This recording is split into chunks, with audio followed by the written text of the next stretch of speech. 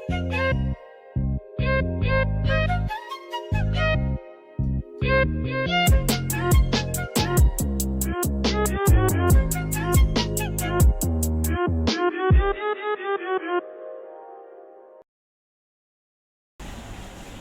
hello people, this is your channel CATV and in this video we are going to revise A7.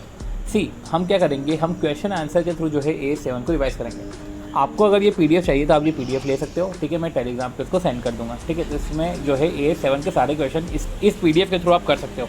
यही बताने के लिए मैंने split screen के through ये क्वेश्चन एंड ये PDF ओपन करके रखी हुई है। अगर जो है आपके पास खुद के नोट्स है तो आप खुद के नोट से देख लेना। अगर आपको कुछ लग रहा है कि क्वेश्चन में कुछ एडिशनल है जो आपके नोट्स में आपको इनकॉर्पोरेट करना है तो आप उधर इनकॉर्पोरेट कर देना, मैं इधर अपना ही इनकॉर्पोरेट करूँगा। तो आपको क्या करना है, आपको इस वीडियो को सुनना है और A7 के क्वेश्चन करने हैं। आपको ये जो दोनों PDF अगर आपको चाहिए तो आप मुझे बोल देना, मैं आपको टेलीग्राम पे मैसेज कर दूंगा। अदरवाइज़ जो है आप टेलीग्राम से भी इसको ले सकते हो। बट ठीक है, मैंने इस पर कुछ एडिशंस करे हैं, कुछ एडिटिंग करी है, तो कुछ पेपर्स नहीं थे तो वो पेपर्स मैंने ऐड करे हैं। तो इस तरीके से जो है मैंने इसको ओवर किया है। तो पहले हम जो है A7 में जो रिवीजन स्टार्ट कर रहे हैं हम क्वेश्चन के थ्रू ही करेंगे। तो हम पीछे से चालू कर रहे हैं, इन द सेंस कि हम सजेस्टेड जो आंसर्स है जो मई 21 के तो नहीं आए हैं पर जनवरी 21 तक के आ गए हैं, तो हम जनवरी 21 तक के जो है क्वेश्चन एक बार देख लेते हैं। और स्टार्ट भी हम जो है जनवरी 21 से ही कर रहे हैं, राइट। अब सी हर अटैम्प्ट में तो क्वेश्चन जो है आने से रहे, राइट, A7 से रिलेटेड। तो ऐसे केस में आपको चुनिंदा ही क्वेश्चन मिलेंगे, ठीक है। तो अभी हम जो है स्टार्ट करते हैं स्काई लिमिटेड का क्वेश्चन। क्या बोल रहे हैं कि स्काई लिमिटेड एक हैवी इंजीनियरिंग कॉन्ट्रैक्टर है, ठीक है। Specialise in construction of flyover बनाता है। कंपनी एक कॉन्ट्रैक्ट में जस्ट एंटर्ड हुआ है किसी लोकल म्यूनसिपल कॉरपोरेशन के साथ कि चलो एक फ्लाईओवर बनाते हैं, पर कोई भी एक्टिविटी अभी चालू नहीं करी है। पॉइंट ये है कि as per the terms of contract Sky Limited को जो है एडिशनल 50 लाख मिलेंगे अगर ये जो है कॉन्ट्रैक्ट को फिनिश कर देगा 2 साल के अंदर कमेंसमेंट करने के। अब अकाउंटेंट जो है और स्काई लिमिटेड जो भी है wants to recognise this revenue.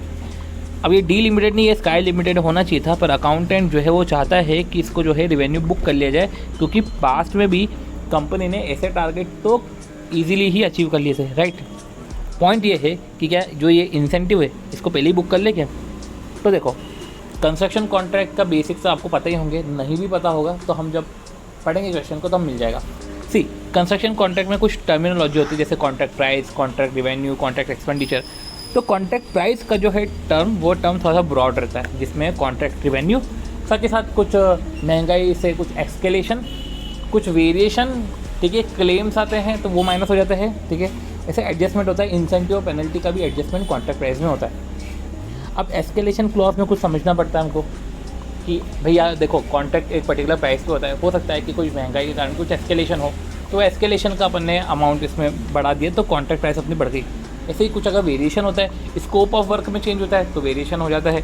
कुछ क्लेम्स हैं, कुछ इंसेंटिव पेनल्टी है तो उसका भी एडजस्टमेंट होता है, और तब जाके जो है एक पर्टिकुलर कॉन्ट्रैक्ट प्राइस निकलती है। इंसेंटिव पेनल्टी में एट द रेट दे के रखा है, इसको समझना पड़ेगा।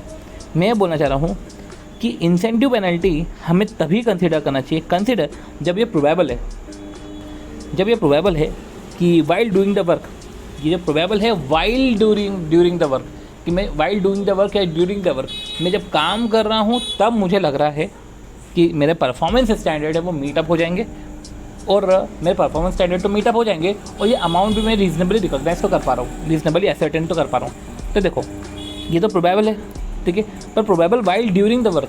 अब इधर इसने जो है क्या लिखा हुआ है, इंपॉर्टेंट क्या है, कोई एक्टिविटी ही स्टार्ट नहीं हुई है। तो भाई एक्टिविटी स्टार्ट नहीं हुई है, तुझे लग रहा है तेरा परफॉर्मेंस स्टैंडर्ड मीट हो जाएगा तो तुम पास्ट एक्सपीरियंस के हिसाब से बोल रहे हैं। अमाउंट तो एस्टिमेट कर सकता है, पर ड्यूरिंग द वर्क तूने ड्यूरिंग द वर्क तो नहीं बताया, ठीक है, कि परफॉर्मेंस स्टैंडर्ड मीट हो जाएंगे, ये तो तेरा पास्ट एक्सपीरियंस है, तो ऐसे कैसे नहीं बुक होगा। तो जब आप परफॉर्मेंस स्टैंडर्ड जो है मीटअप कर लेते हो तो आपको इंसेंटिव बुक करना चाहिए। तो देखो यही सब बोला गया है कि जो इंसेंटिव पेमेंट है ये एक एडिशनल अमाउंट है जो पेबल होता है कॉन्ट्रैक्टर को अगर कुछ परफॉर्मेंस स्टैंडर्ड मीटअप हो जाते हैं, ठीक है। फॉर एग्जांपल कॉन्ट्रैक्ट में अलाउ इंसेंटिव पेमेंट, ठीक है, कॉन्ट्रैक्ट में बोल सकते हैं कि आपको इंसेंटिव पेमेंट मिलेगा for early completion of contract, मतलब आपको इंसेंटिव मिलेगा for early completion of contract, और incentive payment include in the contract revenue. Incentive payment contract revenue में इंक्लूड होगा इन द सेंस कि अब वो जो कॉन्ट्रैक्ट प्राइस है वो बहुत बड़े स्कोप में ये इंसेंटिव भी इंक्लूड होगा। तो हमने बात करके रखी है, जब जो है परफॉर्मेंस स्टैंडर्ड जो है मीटअप हो जाए, ठीक है, और जो है अमाउंट आप रिलायबली कैलकुलेट कर लो। क्या बोल रहे हैं, कॉन्ट्रैक्ट तो बिगिन ही नहीं हुआ इधर, तो कॉन्ट्रैक्टर जो है should not recognise the revenue. Okay, तो अगला क्वेश्चन है कि जो कॉन्ट्रैक्टर फर्म है जिसने ऑप्टेन करा है कॉन्ट्रैक्ट में ब्रिज कंस्ट्रक्शन करूँगा और फॉलोइंग डिटेल्स आर अवेलेबल, ठीक है, ये डिटेल्स अवेलेबल है। कॉन्ट्रैक्ट प्राइस बता के रखा है, कॉन्ट्रैक्ट प्राइस वर्क सर्टिफाइड, कुछ वर्क अनसर्टिफाइड है, कुछ एस्टिमेटेड फर्दर कॉस्ट है जो उसको लगेगी कंप्लीट करने के लिए, और कुछ उसके रिस्पेक्ट में जो पेमेंट है कुछ मिले हैं और कुछ मिलना बचा है। पॉइंट ये है कि आपको रेलेवेंट डिस्क्लोजर जो है बताना है। अब देखो डिस्क्लोजर की बात है, ये वाले क्वेश्चन से आप अपना कंसेप्ट समझ लोगे, इन द सेंस कि जो भी टर्मिनोलॉजी आप समझ लोगे। मैं नोट्स में जा रहा हूँ और नोट्स में जो है मैं आपको बताता हूँ कि डिस्क्लोजर क्या होता है, ठीक है। ये 5 तरीके के डिस्क्लोजर, इनफैक्ट ये 6 तरीके के डिस्क्लोजर करे जाते हैं। जैसे कि रिवेन्यू में से कॉस्ट माइनस हुआ तो प्रॉफिट आया, ठीक है, तो पहला है रिवेन्यू, कॉन्ट्रैक्ट कॉस्ट, और तीसरा है प्रॉफिट। ये हो गया 3, ये 3 हो गया। फिर आता है PR और G, PRG। P से प्रोग्रेस बिलिंग, R से रिटेंशंस, और G से है gross amount due to customer, ठीक है। अब कैसे कैलकुलेट करते हैं अभी हम देखते हैं। देखो कॉन्ट्रैक्ट रिवेन्यू की बात उन्होंने करके रखी, राइट, तो अमाउंट ऑफ रिवेन्यू कितना हम रिकॉग्नाइज करें। अभी जो रिवेन्यू आपको रिकॉग्नाइज करना है ना, तो रिकॉग्नाइज करने के लिए आपको बाकायदा परसेंटेज कंप्लीशन ऑफ वर्क निकालना पड़ता है, क्योंकि हमने कॉन्ट्रैक्ट प्राइस निकाला। कॉन्ट्रैक्ट प्राइस में हम जब परसेंटेज कंप्लीशन ऑफ वर्क निकालते हैं तो जाके जो है हम कॉन्ट्रैक्ट रिवेन्यू निकालते हैं। इसके लिए आपको परसेंटेज कंप्लीशन ऑफ वर्क आना जरूरी है। नोट्स में ही देखो परसेंटेज कंप्लीशन ऑफ वर्क कैसे करते हो। कॉस्ट टू कॉस्ट मेथड होती है, 2 तरीके कॉस्ट टू कॉस्ट मेथड में, टर्मिनोलॉजी में डिफरेंस है, दो तरीके होते हैं। जैसे कि कैसे कैलकुलेट करते हैं, पहला cost incurred minus material at site, जितना भी मैंने कॉस्ट इंकर्ड करा है और फिर कुछ मटेरियल एट साइट है वो माइनस करके divide by cost incurred plus expected cost. मतलब सिंपल से आता है incurred divide by incurred plus expected cost. Point ये है कि जो मटेरियल एट साइट है ना, वो सिर्फ न्यूमरेटर में माइनस करना है, डिनोमिनेटर में माइनस मत करना। तो cost incurred minus material at site divide by cost incurred plus expected to be incurred. ये जो इंकर्ड और एक्सपेक्टेड दोनों मिला के हम बोलते हैं टोटल कॉस्ट ऑफ कंस्ट्रक्शन। ये हो गया पहला तरीका, जब तो कॉस्ट इंकर्ड और एक्सपेक्टेड कॉस्ट ऐसे दे के रखते हैं। कभी कभी ऐसा भी दे के रखते हैं जहाँ पे इंकर्ड और एक्सपेक्टेड तो नहीं दे के रखा है, पर वहाँ पे जो है आपको कॉन्ट्रैक्ट कॉस्ट ऐसा बोल के रख दिया। तो आप मान लो कॉस्ट इंकर्ड, जब बोल के रखे कॉन्ट्रैक्ट एक्सपेंसेस, तो जैसे कॉस्ट की जगह एक्सपेंसेस, तो आप मान लो कि एक्सपेंसेस। एक बोल के रखा है कॉस्ट टू डेट, मतलब अब तक की कॉस्ट, तो वो भी एक तरीके से हो चुका है। ये तीनों बता रहे हैं past tense, contract cost, contract expenses, cost to date. और कभी कभी क्या देख रखते हैं, वर्क सर्टिफाइड और वर्क अनसर्टिफाइड। ये आपने काम कर दिया, तो देखो वर्क सर्टिफाइड वर्क अनसर्टिफाइड बोल दिया आपको, कॉन्ट्रैक्ट कॉस्ट बोल दिया, कॉन्ट्रैक्ट एक्सपेंसेस बोल दिया, कॉन्ट्रैक्ट कॉस्ट टू डेट बोल दिया, ये न्यूमरेटर में आएगा। और नीचे वही जैसे incurred upon incurred plus expected था, जिसमें मटेरियल एट साइड माइनस करते थे, वैसे ही जो है contract cost, expenses, cost to date या वर्क सर्टिफाइड और वर्क अनसर्टिफाइड, मैं सारे नाम बोलूँगा ताकि जो है सारे नाम से आप जो है रिलेटेबिलिटी रखो, plus estimated further cost, right, plus वही एस्टिमेटेड कर दो। और एस्केलेशन कॉस्ट दोनों में नहीं आएगा, एस्केलेशन कॉस्ट मत लेना, राइट, कि यार चलो 5% से एस्केलेशन हो गया तो अपन एस्केलेशन कॉस्ट ले लेते हैं, तो नहीं, ऐसा नहीं लेना अपने को। तो इस तरीके से जो है परसेंटेज कंप्लीशन निकालता है। अब इधर भी देखो वर्क सर्टिफाइड, वर्क अनसर्टिफाइड और एस्टिमेटेड फर्दर कॉस्ट सब दे के रखा है, तो ऐसे कैसे निकाल लो। 250 प्लस 80 प्लस 220, ये 550, तो 250 और 330 डिवाइड बाई 250 और 60% जो है कंप्लीशन आ रहा है, और वर्क कंप्लीशन है कॉन्ट्रैक्ट प्राइस पे निकालोगे तो 300 तो आ गया आपका कॉन्ट्रैक्ट रिवेन्यू, राइट, 300 आ गया आपका कॉन्ट्रैक्ट रिवेन्यू, ठीक है, ये समझ में आ गया आपको। चलो रिवेन्यू में से कॉस्ट माइनस करो तो प्रॉफिट आता है। अब कॉन्ट्रैक्ट कॉस्ट क्या है आपकी, अब कॉन्ट्रैक्ट कॉस्ट बोला ना मैंने, ठीक है। तो देखो डिस्क्लोजर में क्या लगता है, डिस्क्लोजर जाओ, डिस्क्लोजर देखो, डिस्क्लोजर में बोल के रखते हैं रिवेन्यू, कॉस्ट वही वर्क सर्टिफाइड होगा, वर्क अनसर्टिफाइड, तो ठीक है। 300 हो गया रिवेन्यू, 330 हो गया कॉन्ट्रैक्ट कॉस्ट। अब P&L क्या रखूँ, अब प्रॉफिट एंड लॉस के लिए आप पहले समझो, ठीक है।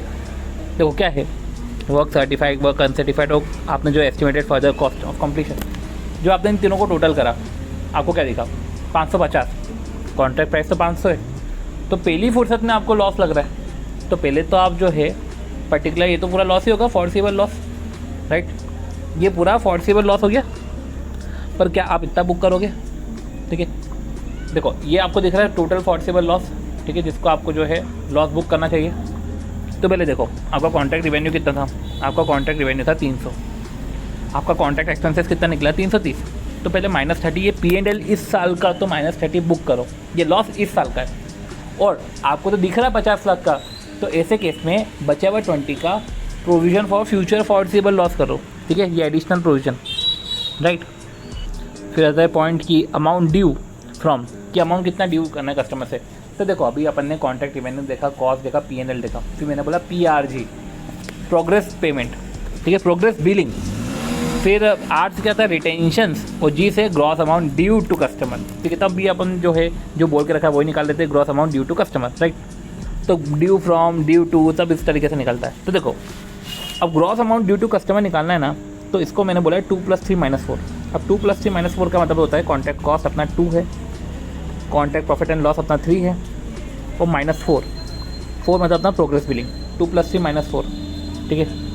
मतलब कि gross amount due to customer के लिए आपको 4 में जो प्रोग्रेस बिलिंग है वो आपको निकालना पड़ेगा, और प्रोग्रेस बिलिंग है अपना अमाउंट रिसीव्ड और टू बी रिसीव्ड, इस तरीके से 270 अपना प्रोग्रेस बिलिंग हो जाता है, राइट। अब देखो 2 + 3 - 4, मेरा खर्चा क्या है वो 2 है 330, ऊपर से लॉस भी हो गया, राइट।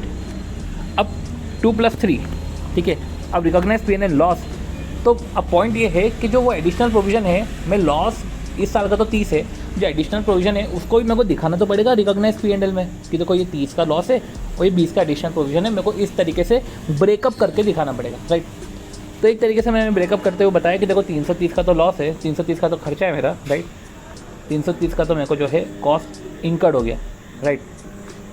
तो ये जो मैंने कॉस्ट इंकर्ड करा है, तो अब ये इसमें से तो लॉस ही हो गया मेरे को, तो लॉस हो गया तो मैं कस्टमर से लॉस का थोड़ी ना चार्ज करूँगा, तो लॉस पहले माइनस करूँगा मैं, राइट।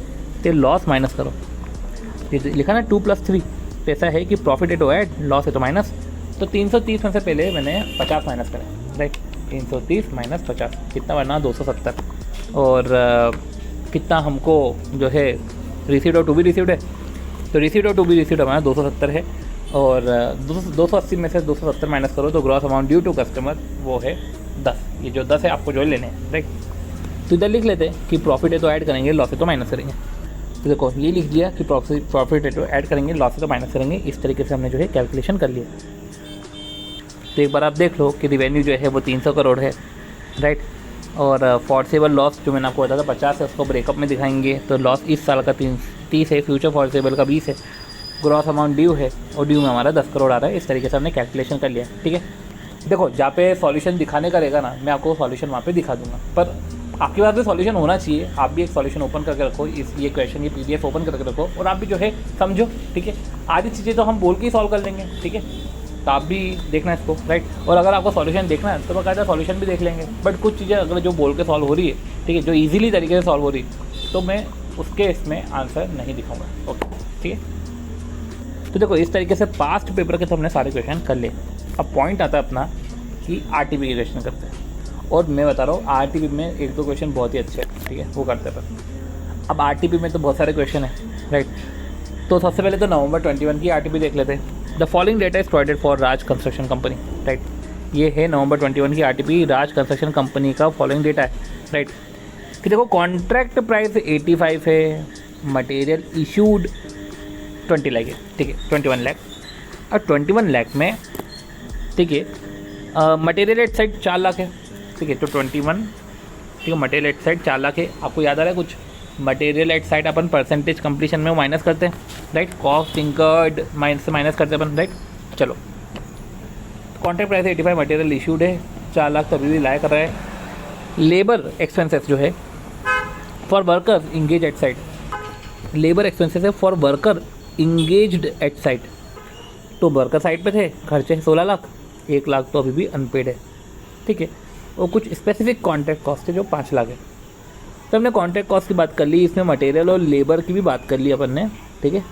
अब जो है कॉन्ट्रैक्ट कॉस्ट के बाद इन्होंने ना क्या बोल दिया कि सब कॉन्ट्रैक्ट कॉस्ट भी है, उनको एडवांस पे करके रखा है 4 लाख। तो भाई और further cost estimated to be incurred, कि फर्दर कॉस्ट 35 लाख और लग जाएगा। बनती बात है कि आप तो पहले परसेंटेज ऑफ कंप्लीशन निकालो, फिर आप कॉन्ट्रैक्ट रिवेन्यू निकालोगे और फिर कॉस्ट निकालोगे, और ये मस्ट क्वेश्चन है, एक बार करते हैं। पहले तो परसेंटेज कंप्लीशन ही निकाल लेते हैं। और परसेंटेज कंप्लीशन में इतना चिल्ला के जो मैंने बोला था कि incurred minus material at site divide bye incurred plus expected, ठीक है, इससे अपन निकलेगा, क्योंकि वर्क सर्टिफाइड और वर्क अनसर्टिफाइड जैसी टर्मिनोलॉजीज तो नहीं देख रखी, राइट। तो देखो सबसे पहले हमको जो है परसेंटेज कंप्लीशन ऑफ वर्क निकालना है, राइट। तो देखो कॉस्ट कितने आपने इंकर्ड कर ली है, अब हम वो देख लेते हैं, राइट। 4 लाख तो माइनस हो जाएगा, कुछ स्पेसिफिक कॉन्ट्रैक्ट कॉस्ट है, कुछ लेबर एक्सपेंसेस है, कायदे से 16 + 5 होना चाहिए ऐड, राइट। और सब कॉन्ट्रैक्ट कॉस्ट भी जो है 7 लाख, 16 + 5 + 7 ऐसे करते हुए कितना हुआ 28, ये तो होना ही चाहिए। अब मटेरियल इशू हुआ है 28, तो 28 + 21 - 49 में से आप जो है 4 माइनस करो, ये 45 होना चाहिए। देखो कॉन्ट्रैक्ट कॉस्ट तो ऐसे निकलेगा ना, और कैसे निकलेगा, ठीक है। मटेरियल इशू भी तो ऐड करेंगे, तो ये 45 तुम्हारा कॉन्ट्रैक्ट कॉस्ट है, ठीक है। अब एक्सपेक्टेड कुछ कॉन्ट्रैक्ट कॉस्ट देकर रखा होगा, तो फर्दर कॉस्ट है 45 + 35, ठीक है। तो 45 / 80, राइट, 45 / 80। इस तरीके से 56.25 हमारा परसेंटेज कंप्लीशन आना चाहिए, एक बार वो आप चेक कर लो। और हाँ 56.25 ही परसेंटेज कंप्लीशन है, तो कम से कम कुछ नहीं तो हमारा ये तो सही आ गया। कॉन्ट्रैक्ट रिवेन्यू क्या है, अब ये जो 56.25% है लगा लो, किस पे लगाना है 85 पे, तो 85 पे 56.25% लगा लो, 85 पे 56.25% लगाओ, 478,150, ठीक है, ये आ गया हमको। अब देखो क्या पूछा है तीसरा सवाल, कॉस्ट टू बी रिकॉग्नाइज। अब कॉस्ट टू बी रिकॉग्नाइज तो कायदे से ये जो है, जो भी अपन ने करा 45, कायदे से यही आना चाहिए, cost to be recognise concept तो यही है। तो इस तरीके से जो है हमारा ASM का क्वेश्चन ओवर होता है, देखने की जरूरत नहीं है, सॉल्यूशन है तो एक बार आप देख लेना, इसी टाइप से जो है बता के रखा है। बढ़ते हैं नेक्स्ट क्वेश्चन की तरफ। नवंबर 21 के RTP का ये इजी क्वेश्चन था। नवंबर 21 की RTP ओवर हो गई। अब हम मई 21 की RTP देखते हैं, जिसमें बोला है कि contractor limited have recognise contract revenue. इन्होंने कॉन्ट्रैक्ट रिवेन्यू रिकॉग्नाइज किया on a contract awarded in a financial year. तो contractor limited have recognise contract revenue on a contract जो अवार्ड था 2021 में। अब टारगेट डेट है ऑफ कंप्लीशन 5 साल। अब कॉन्ट्रैक्ट में इंसेंटिव प्रोवाइड करते हैं आपको अर्ली कंप्लीशन पे 1000 पर डे, ठीक है। आपने अगर अर्ली कंप्लीशन किया तो 1000 per day subject to maximum 3 lakh. अब कंपनी ने इंक्लूड करा this amount in contract revenue, यही अमाउंट जो उसने कॉन्ट्रैक्ट रिवेन्यू में रिकॉग्नाइज करा ऑन द ग्राउंड डेट। उसके बाद प्रीवियस एक्सपीरियंस है सिमिलर कॉन्ट्रैक्ट का और कॉन्फिडेंट है कि ये कॉन्ट्रैक्ट वो 4 साल में पूरा कर लेगा, तो बेटर है ना कि 3 लाख पूरा बुक कर लेते हैं। और कंपनी का पास ट्रैक रिकॉर्ड भी शो कर रहा है कि company was able to complete contract, तो क्या बुक कर ले। तो देखो ऐसा है भैया, इंसेंटिव को तभी बुक करा जाता है वाइल डूइंग द कॉन्ट्रैक्ट या during the performance of the contract, अगर आपको लग रहा है कि performance standard will be met and साथ ही साथ जो है अमाउंट जो है can be measured reliably, then in such a case आप जो है तभी इंसेंटिव बुक करो। पर इधर तो कॉन्ट्रैक्ट इवन स्टार्ट भी नहीं हुआ है। अब जब कॉन्ट्रैक्ट स्टार्ट भी नहीं हुआ है तो आप कैसे बुक कर सकते हो, इधर आप नहीं बुक कर पाओगे, राइट। आप अमाउंट एस्टिमेट कर सकते हो माना, पर ये जो परफॉर्मेंस स्टैंडर्ड है जो आप मीट कर पा रहे हो, ये आप काम करते करते नहीं बता रहे हो, ये तो पहले से ही आपने पुराने एक्सपीरियंस के बेसिस पे बोल दिया, राइट। तो आप रेवेन्यू बुक नहीं कर पाओ, इंसेंटिव बुक नहीं कर पाओगे। तो ये मई 21 के RTP के बाद अब हम जो है नवंबर 20 के RTP देखते हैं। अब देखो कुछ RTP में क्वेश्चन है जो फार बेटर है, ठीक है, इस पर हम ध्यान देते हैं। क्या है देखो, कंस्ट्रक्शन कंपनी ने स्पेंड किया 180,000 for tendering and incidental expenditure, मतलब स्टार्टिंग के कुछ एक्सपेंडिचर होते हैं उसमें 180,000 दे दिए, ठीक है। फॉर सिक्योरिंग अ कॉन्ट्रैक्ट, एक तरीके से कॉन्ट्रैक्ट प्राइस है वो 55,000 है। The construction is expected to complete in 2 year, ठीक है, 2 साल में कंप्लीट हो जाएगा। ये कुछ एक्सपेंडिचर दे के रखे हैं, ईयर 0, ईयर 1, ईयर 2। ईयर 0 बनते एक्चुअली ईयर 2 बजटेड है। एक्सपेंडिचर के बाद कुछ रिवेन्यू है, ये एडिशनल रिवेन्यू है इन द सेंस कि कॉन्ट्रैक्ट प्राइस आपको दे के रखा होगा, ठीक है, इसमें ही कुछ एडिशन है। बाकी एक्सपेंडिचर है, एक्सपेंडिचर जो हमने बोला था कि 180 स्टार्टिंग में लग गए, ये इधर लग गए, राइट। अब हमको एस्टिमेटेड कॉन्ट्रैक्ट रिवेन्यू और कॉन्ट्रैक्ट कॉस्ट निकालना है। एस्टिमेटेड कॉन्ट्रैक्ट रिवेन्यू और कॉन्ट्रैक्ट कॉस्ट, राइट। अब estimated contract revenue, contract cost. तो देखो कॉन्ट्रैक्ट रिवेन्यू निकालने से पहले आपको वर्क कंप्लीशन आना चाहिए यार। और वर्क कंप्लीशन कैसे आएगा, वो कॉन्ट्रैक्ट कॉस्ट के बेसिस पे आएगा, क्योंकि तुमको याद है अभी अपन ने पढ़ा था, देखो वर्क सर्टिफाइड और अनसर्टिफाइड ये सब दे के रखे, तो हम तो ऐसा कर लेंगे कि work certified plus work uncertified divide by work certified plus work uncertified divide by estimate further cost, इस तरीके से हम कर लेंगे। और एक होता है cost incurred divide minus material eight side divide by cost incurred, right, cost incurred plus expected cost, ठीक है, ये अपन ने करा है। तो अपन क्या करते हैं, पहले हम एक्सपेंडिचर का करते हैं। देखो ईयर 0 में तो ईयर ऑफ कंप्लीशन कैसे निकालें, परसेंटेज कंप्लीशन तो निकालने से रहे, तो उसको ईयर 1 में ही जोड़ दो। और जो एक्सपेंडिचर है, ये एक्सपेंडिचर सारा टोटल करो कि आप जो है एक्सपेंडिचर, ये एक्चुअल एक्सपेंडिचर कितना है, 4000 plus 120 plus 800 plus 15000 plus 180 plus 500, right, ये आपने किया 20600, राइट। यही अगर बजटेड में देखें 3700 प्लस 110 प्लस 800 प्लस 19100, इस तरीके से 23710। जब हम टोटल करते हैं हमको दिखता है 20600 प्लस 23710, मतलब एक तरीके से हमने क्या किया, हमने तो सारे एक्सपेंडिचर का टोटल किया, तो आया 44310। और ये जो 44310 है वो परसेंटेज कंप्लीशन निकाले तो पहले साल का, तो 20600 डिवाइड बाय 44310, एक तरीके से 46.49% आना चाहिए पहला जो है वर्क कंप्लीशन, 46.49। 1 सेकेंड मैं आपको वापस बताता हूँ जो मैंने फिगर्स निकाले थे।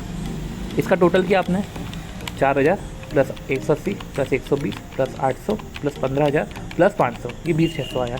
उसका भी टोटल करो 3700 plus 110 plus 800 plus 19100 plus okay ये 5000 और 5800 प्लस 5800 भी तो करना पड़ेगा ना, ठीक है। तो 29510, तो ये 29510 था, तो 20600 प्लस 29510 एक तरीके से 50110 होता है, और 20600 डिवाइड बाय 50110 एक तरीके से 41.10% होता है, राइट। पर ये जो है इजी जो अपन ने कैलकुलेशन करा इस तरीके से, ये गलत निकला। तो अब हम जो है समझते हैं कि क्या है। देखो एक हमने निकाला 29510, राइट।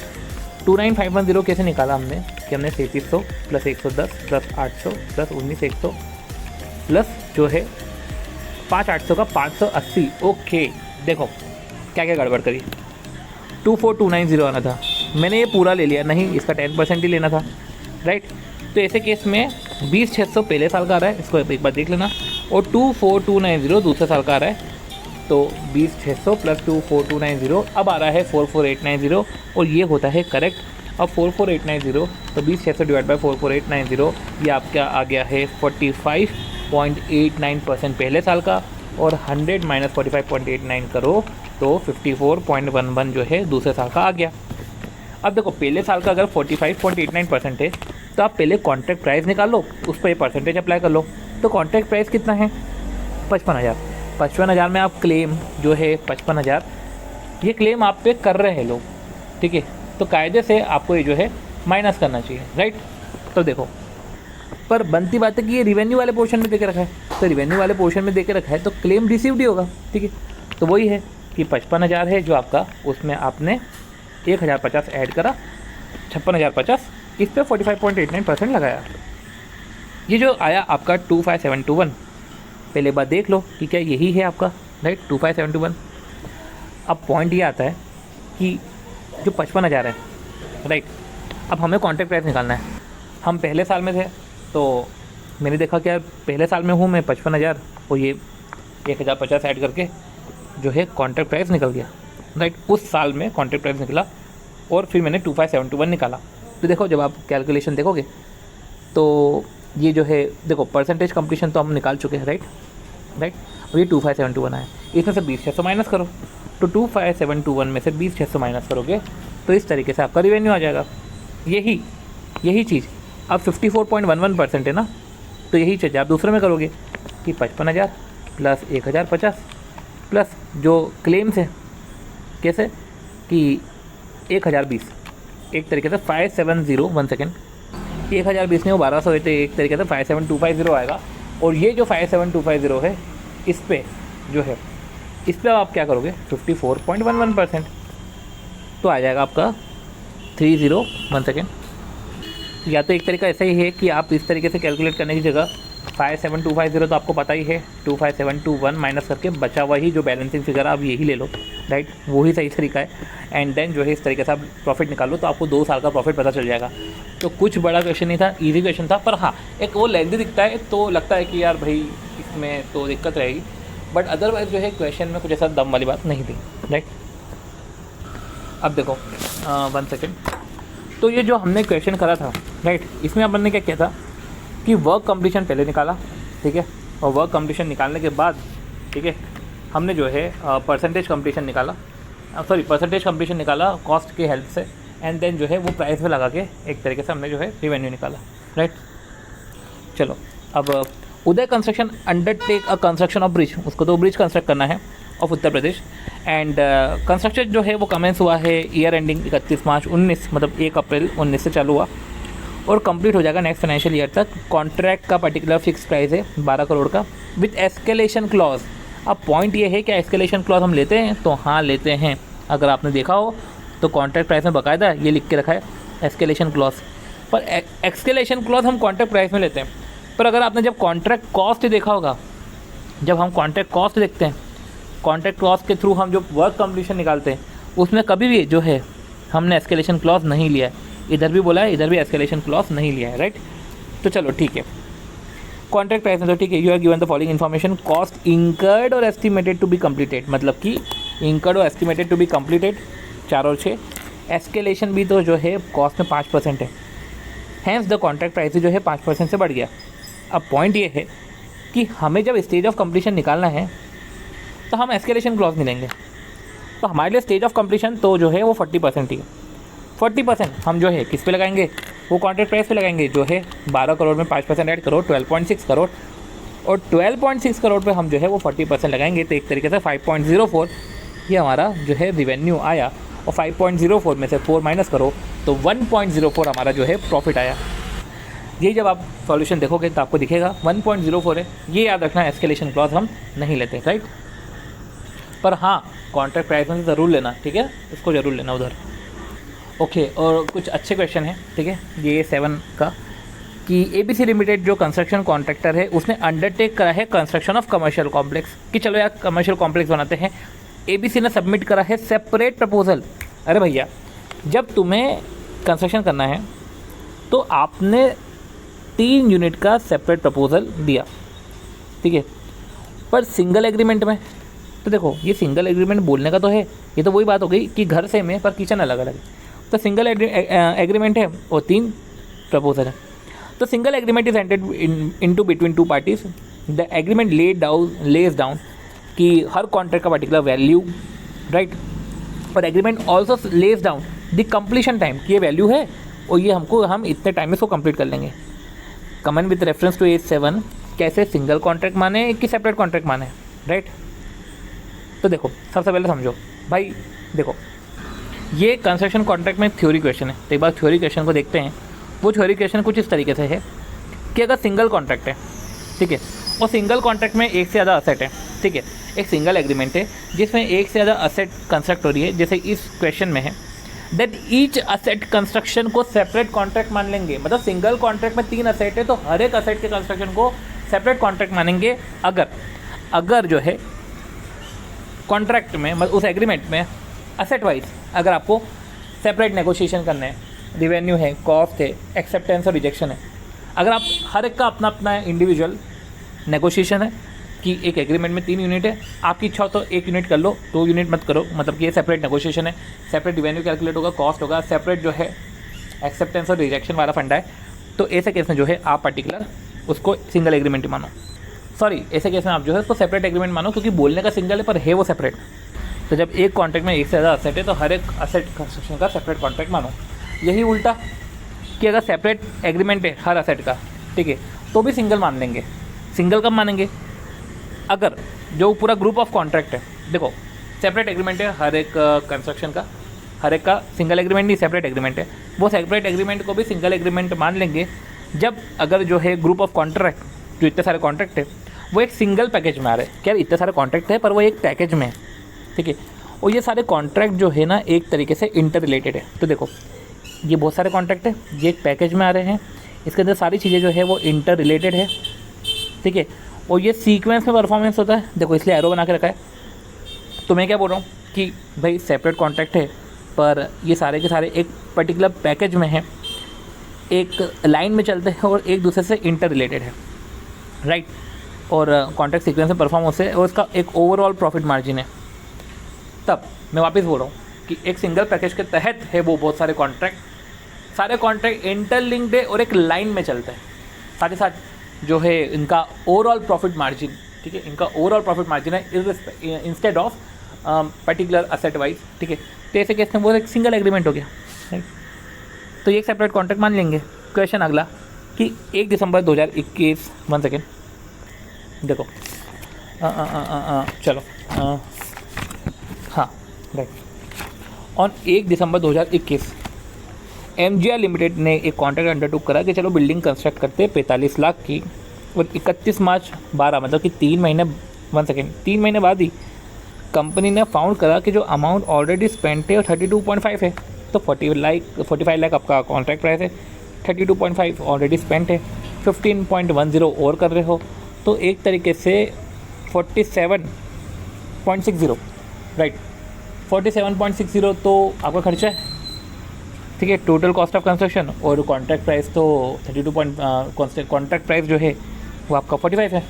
तो ऐसे केस में जो 2.60 है ये तो आपका फोर्सेबल लॉस है, राइट, ये आपका फोर्सेबल लॉस हो गया। अब पॉइंट ये है कि आप रिवेन्यू में कितना चार्ज करोगे, तो पहले परसेंटेज कंप्लीशन निकालो कि 32.5 डिवाइड बाय 47.60, ये आया 68.27% या 28%। ये आप किस पे लगाओगे, ये आप कॉन्ट्रैक्ट प्राइस पे लगाओगे, और कॉन्ट्रैक्ट प्राइस आपका 45 है, तो ये 30.72 आपका जो है 30.73 ये आपका कॉन्ट्रैक्ट रिवेन्यू होना चाहिए। इस तरीके से बहुत ही ईजी क्वेश्चन था, राइट। और अब एक लास्ट क्वेश्चन आता है, पर ये आरटीपी का, अभी एमटीपी नहीं आई है, हाँ, अभी आरटीपी का लास्ट क्वेश्चन है, जहाँ पे जो Vartika limited has undertake a bridge construction contract और वो 3 साल में ख़त्म होगा। कॉन्ट्रैक्ट रिवेन्यू 900 है, एक तरीके से वो प्राइस होना चाहिए, और कॉन्ट्रैक्ट कॉस्ट है आपका 800। चलो ठीक है, ये 3 साल का पूरा सीन दे के रखा है। अब कॉन्ट्रैक्ट कॉस्ट 800 तो बोल के रखा है, 3 साल का पूरा सीन दे के रखा है, पर पहले साल में ना एस्टिमेटेड कॉन्ट्रैक्ट कॉस्ट 805 हो गया, ठीक है, फिर बाद में 820 हो गया, राइट। मैं अभी तक क्यूमुलेटिव चल रहा हूँ, ठीक है। या तो ऐसा करो कि 805 है, एक 15 लग रहा है, ठीक है, और एंड तक जो है 820 लगा, जो 805 और 15 को ऐड करके आ गया, राइट। अब 820 है टोटल, राइट। 161 अभी देखो, 161 और 584 देखो, 161 प्लस 584 ये हो गया अपना 745। 1 सेकेंड, कुछ इसमें पॉइंट मिसिंग है, ये पॉइंट क्या है बस समझते रुको। मेरा जो कॉन्ट्रैक्ट कॉस्ट इंकर्ड है वो तो 161 है, राइट, वो तो 161 है, और एक्सपेक्टेड टू बी इंकर्ड जो है वो तो 820 है। तो 161 डिवाइड बाय 820 ये तो 19.60% होना चाहिए। सॉरी, अभी तो एस्टिमेटेड 805 ही ना, तो हम बोलेंगे ये एस्टिमेटेड कॉन्ट्रैक्ट कॉस्ट का मतलब ये है कि ईयर 1 में तो मुझे पता था कि एस्टिमेटेड इतना ही होगा, राइट। तो इसलिए 161 डिवाइड बाय 805, ठीक है। अब 161 डिवाइड बाय 805 करा हमने, तो एक तरीके से 20% आया। अब 20% देखा जाए तो कॉन्ट्रैक्ट प्राइस कितना है, 900 पे 20% 180 तो मैंने अभी डिटरमाइन कर लिया, ठीक है। ये जो है 180 ये एक तरीके से मेरा कॉन्ट्रैक्ट रिवेन्यू हो गया, और कॉन्ट्रैक्ट रिवेन्यू मेरा ये हो गया, और कॉन्ट्रैक्ट कॉस्ट है 161, तो एक तरीके से 19 जो है मैंने अभी प्रॉफिट बुक कर लिया, ठीक है। अब ये ना थोड़ा सा क्यूमुलेटिव बोलते हुए चल रहे, तो ठीक है, अभी हम जो है इसको क्यूमुलेटिव ही लेकर चलते हैं कि ये जो 161 है ये हो गया अपना 584, क्योंकि देखो क्या लिखा है, up to first year up to second year, ठीक है, तो 584 हो गया। और यहाँ पे समझ में आया है कि जो कॉन्ट्रैक्ट जो एस्टिमेशन है वो 820 हो गया है, राइट। तो कॉन्ट्रैक्ट कॉस्ट है 584 और ये 820 हो गया है, राइट। तो 584, अब देखो इधर ना दे के रखा था मटेरियल इनसाइड 10 करोड़, तो ऐसे केस में 574 करना पड़ेगा और 820 होगा। तो ऐसे केस में 574 divide by 820, right, 574 divide by 820 कितना परसेंट हुआ, 70%, राइट। वो जो 70% है वो हमने 900 पे लगाया, 900 पे 70% 630। सी इधर जो है वो 920 करना पड़ेगा क्योंकि इंक्रीज इन रेवेन्यू भी है, तो ऐसा 920 पे आपने जो है एक तरीके से करा, तो 644 आया। अब देखो यार, ये 644 में से आप 180 तो माइनस कर दोगे, राइट, ठीक है, आप 180 माइनस कर दोगे, ठीक है।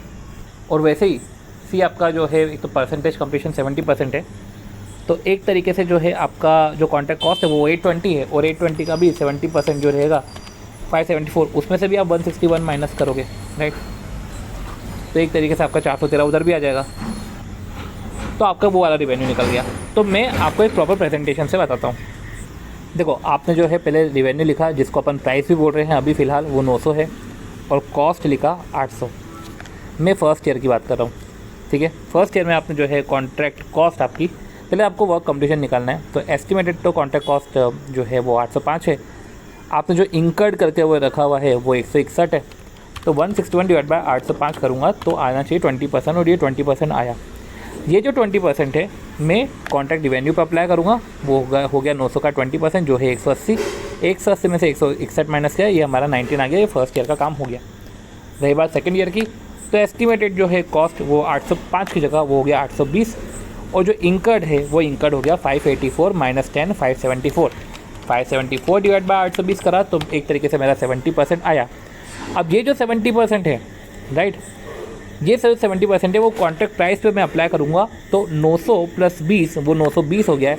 920 का 70% मेरे को लगाना पड़ेगा, 920 का 70%, राइट, ये आया 644।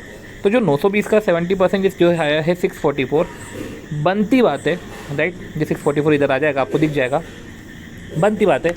इसमें से आप 180 माइनस करोगे, 180 माइनस करने के बाद 644 माइनस 180 करोगे तो आपको जो आएगा 464 आएगा। यही 70% जब आप कॉन्ट्रैक्ट की कॉस्ट पे करोगे जो है 820, तो 820 पे 70% करोगे तो 574 आएगा, और वही 574 में से जो है आप 161 माइनस करो, राइट, तो एक तरीके से 413 आएगा। 464 में से 413 माइनस करना, राइट, एक तरीके से 51, ये 51 आपका जो है प्रॉफिट आना चाहिए, राइट। 51 सेकेंड ईयर का प्रॉफिट है, फर्स्ट ईयर का 19, सेकेंड ईयर का है 51। आपने जो है अपने रिवेन्यू को रिवाइज किया, ठीक है, फर्स्ट ईयर में, सेकेंड ईयर में, थर्ड ईयर में। आपने जो है बाकायदा अपने कॉस्ट को भी रिवाइज किया, राइट। पहले था अपना 800, फिर हो गया आपका 805, ठीक है, फिर 805 का 820, फिर 820 ही रहा, फिर स्टेज ऑफ कंप्लीशन प्रॉपर निकाला। तो एक स्टेज ऑफ कंप्लीशन आपने निकाला, वो यही स्टेज ऑफ कंप्लीशन आपने कॉन्ट्रैक्ट प्राइस पे लगाया जो रिवाइज हुआ। रिवाइज इन द सेंस कि पहले तो 900 था, फिर वो 920 हो गया, राइट, पहले 900 था, फिर वो 920 हो गया, ठीक है। तो यही जो स्टेज ऑफ कंप्लीशन है, फर्स्ट ईयर में आपने लगाया, बुक करा। सेकेंड ईयर में आपने लगाया जो 70% था, पर उसमें से आप कुछ तो पहले साल ही बुक कर चुके थे, तो वो माइनस करके बचा हुआ आपने बुक करा। फिर थर्ड ईयर में जो है, थर्ड ईयर में जो आपने इतना बुक करके रखा हुआ है और इतना बुक करके रखा हुआ है, तो इन टोटलिटी में आपने वो जो पर्टिकुलर पोर्शन माइनस किया, और थर्ड ईयर में भी आपने जो है रिवेन्यू और आपने एक तरीके से प्रॉफिट निकाला। और इस तरीके से हमारा कंस्ट्रक्शन कॉन्ट्रैक्ट का ये वाला क्वेश्चन ओवर होता है। देखो, ये जो कंसेप्ट था ये क्यूमुलेटिव कंसेप्ट था, और जो वो कंसेप्ट है जहाँ पे वो कॉन्ट्रैक्ट ओवरहेड देकर रखा था जिसका 10% हम निकालते थे, वो जो उधर देकर रखा था वो पर्टिकुलर जो है वो क्यूमुलेटिव नहीं था, राइट। तो ये दो अलग अलग टाइप के थे, वो हमने देख लिए, राइट। तो इस तरीके से जो है आपके आरटीपी के सारे क्वेश्चन ओवर होते हैं। एक बार जो है हम एमटीपी के क्वेश्चन भी फटाफट देख लेते हैं। 1 सेकेंड। एमटीपी में भी देखा जाए तो वही इंसेंटिव पेमेंट वाला क्वेश्चन था, जहाँ पे जो है इंसेंटिव पेमेंट कर दिया तो वो आपने पहले ही बुक कर लिया, पर नहीं, आप पास्ट एक्सपीरियंस के बेसिस से बुक नहीं कर सकते। जो है during the pursuing of contract, during the contract, अगर आपको लग रहा है कि performance standard will be met and amount can be ascertain, तो ऐसे कैसे आप इंसेंटिव को बुक करो, अदरवाइज आप इंसेंटिव को बुक नहीं कर सकते। तो यही पर्टिकुलर इंसेंटिव पेमेंट पे क्वेश्चन था। सो और तो कुछ क्वेश्चन है नहीं, और इस तरीके से हमने AS7 को ओवर किया है, जिसमें से जो 2 बेटर क्वेश्चन थे वो हमने देखे। वीडियो अच्छा लगे तो please do like the video, share the video and subscribe to the channel CATV। मिलते हैं नेक्स्ट AS में, ठीक है, जहाँ पे हम जो है और भी कुछ सेपरेट AS, ठीक है। अब AS7 है तो हम 1-2 AS और देखेंगे, जो भी देखेंगे वो मैं अपलोड कर ही दूँगा, ऐसा कुछ ऐसा प्लान नहीं है। और इससे सारे क्वेश्चन ओवर हो गए, ठीक है, नवंबर 21 तक के सारे क्वेश्चन ओवर हो गए, तो आपको सब प्रैक्टिस करनी है एक बार, ठीक है। तो बाय, है ना, मिलते हैं।